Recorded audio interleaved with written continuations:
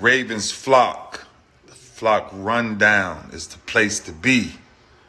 My man Ryan has been a lifelong Ravens fan since he was born. So I'm telling you now, it's about to go down. The podcast, the flock rundown. Ravens, baby. Nothing gets better than waking up and wondering how high we can fly. Tune in. Motionless brainwaves attempt to swim their way to sense, can't tame the untamed. Appreciate you, Ray. What's up, Ravens fans? My name is Ryan, and welcome back to another episode of the Flock Rundown. So the draft just concluded. I'm going to do my way too early draft grades. These draft grades are obviously subject to change as the years go on. You really can't evaluate a draft class until probably like 2-3 years later, but it's fun to do early draft grades and just kind of analyze every pick. So I'm going to run through each player briefly, give an individual draft grade for that pick, and then at the very end, I'll give an overall draft grade and kind of just sum up my thoughts about how everything went. So we'll start with the first round pick, Nate Wiggins, cornerback. I'm giving this an A+ right out the gates. And no, they're not all A+. I'm not being biased. I just really think this dude's a superstar. I think that he's got it written all over his tape. His confidence, he has insane speed, 4.28 40, has great instincts, jumping on the ball, breaking on the ball early, plays extremely physical, and he's only 20 years old. You know, I know he's got a lighter frame, but he's going to put on weight. He's so young. He only really needs to probably gain about 10, 15 pounds anyway, so that's naturally going to happen as he gets in the weight room and just as he ages. But I like everything about Nate Wiggins. I feel like he's going to play a pretty pivotal role this season with Marlon Humphrey and Brandon Stevens, and then as next year comes and the year on after that, he's going to be our CB1 for sure. He's going to replace Marlon Humphrey eventually as the corner on our team. He's going to be covering the best wide receivers on the opposing team. So this is getting an A+ for me. Second round, we got Rosengarten, tackle. He can play left or right, but I would imagine this year he's definitely playing right. I give this a grade of A-. We needed a right tackle, a starting right tackle. I feel like this is going to be the guy. He's going to come in right away, compete with Lele, and in my opinion, I think he's going to win that starting right tackle job, and is going to be a starting tackle for the Ravens for years to come. I'm not sure if he'll always stay at right. It probably depends on what happens with Ronnie Stanley in the future and if we end up getting another left tackle or not, but he can probably swing over there too and play left tackle if we want to pursue a right tackle at some point. So our options are on the table, but it was crucial to get a starting caliber right tackle, and I feel like they accomplished that with Roger. Third round, we got Adisa Isaac, edge from Penn State. I'm giving this a B+. Love his upside. The only reason it's not an A is just because I think it's going to take a year, 2-3 years for him to really be a full-time starter and make a real impact. So this is probably just a rotational piece this season. We got Kyle Van Noy, we got Ajabo, we got Owe. Not sure what the future of Owe looks like. We don't know if they're going to pick up the fifth-year option or not. I would imagine that Isaac has a great chance to replace Owe in the future. I love Isaac's game. I think he's a freak athlete, and he's definitely going to get some time this year. I just think it'll be in a small role, so that's the reason I didn't give it an A, just because I don't think he's going to immediately contribute, but I love his future. I love his upside. I think working with Chuck Smith's really going to elevate this dude's game, and I'm excited for his future role as a Baltimore Raven. Round 4, we got Tez Walker from North Carolina, wide receiver. Love this pick. I'm grading this A-. He's a raw route runner, but he's an immediate deep threat. Ran a 4.3. I think that he can really elevate our offense this season. Rashad's going to run a lot of shorter intermediate routes. We can send Walker deep. We obviously have Zay, who's going to be all over the field, getting the ball in all types of ways. I just love that we added a deep threat. I think that Tez Walker is just tapping into the potential of who he can be as a player. He hasn't played a ton, and I see a lot of people saying that this is going to be Bateman's replacement and things like that. I think if anything, it just complements Bate. I don't think that this is a Bateman replacement. If anything, it's probably a future Nelson Aguilar replacement than it is a Rashad Bateman. I think that Rashad and Tez Walker kind of have two different games. We also in the 4th round got TJ Tampa, cornerback, which was really best player available at that time. I'm giving that a B+.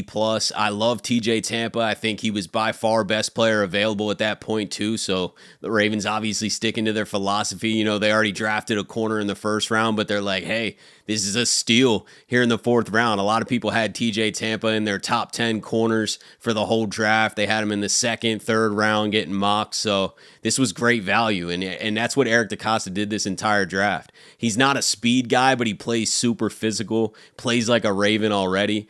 And I think that he's going to have a role in this secondary. I don't know if he'll ever be the guy, but I mean, he definitely is going to have an important role in the future of this secondary. I could see him playing Brandon Stevens-esque type importance of a role at some point. So I really like this pick. I think it provides great depth right now, and it's also loading us up for the future. In the 5th round, we got Rasheen Ali, running back. I'm giving this an A-. I think that this dude can flat out produce for us. He's done nothing but produce. He's had 2 major injuries, though. He hurt his MCL and had a bicep tear this year, so he has been battling injuries throughout the last few years, and I think that's definitely the reason he fell.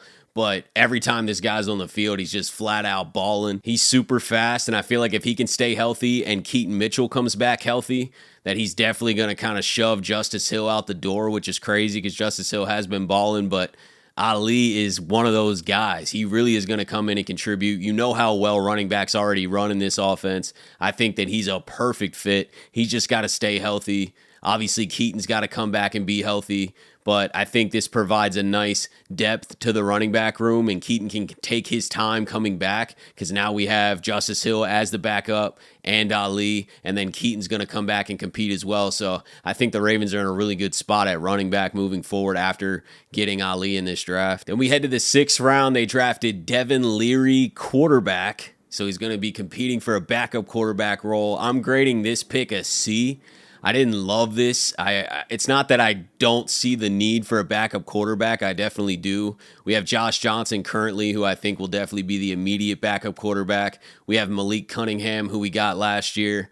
And obviously, Leary is now probably going to come in and compete with Malik, I would imagine, to make the team. I don't know if Leary's a lock to make the team at all. He can sling it. He is accurate, but he has some decision-making issues. He has a lot of turnovers. He's an older player. I just don't love the upside here, but who knows? He could develop really well. He could surprise us all. I don't know, but I think this is a borderline to even make the team pick, so I'm going C. Then we had 2 picks in the 7th round. We started out with Nick Samac, center. He'll probably be a backup center to Linderbaum, and once again, fight to make the team. All these guys back here are fighting to make the team. I'll grade this a B. I think that he has a lot of upside, but he also had some injuries that I think pushed him back into this draft, but his game is not the reason that he fell. I think he is a really solid center, and he has a lot of potential. He's definitely going to be a developmental center.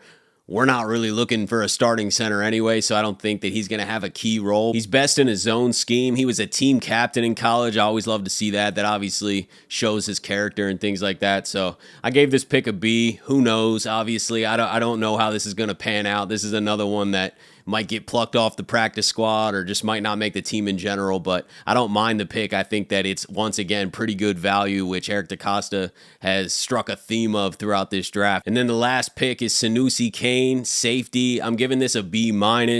Think he's solid. He's just not a great cover safety. He's really good in the run game, physical player. He's also just going to compete to make the team. The Ravens have a really good and deep roster, and I think these back-end guys are all unknown to even make the roster. You know, there's going to be a haul of undrafted rookies who come in as well. So I see this guy competing with the undrafted guys, and all these guys are just going to be competing to even make a roster spot. It's hard to tell how this player is going to pan out until, you know, a year or two from now. But for now, I'll go B- just because he is kind of one-dimensional. He's a great tackler, though. So to sum it all up, my way too early draft grade is an A-. I think Eric DeCosta killed this draft. He stayed patient. There were no trades, and that's not a good thing or a bad thing. I just think it shows his patience, just kind of letting the board fall to him, taking the best player available, which happened to meet our needs as well. I like that Eric DeCosta just stayed pat, watched the runs happen, was ahead of a few runs. Cornerback in the first round, he got ahead of that,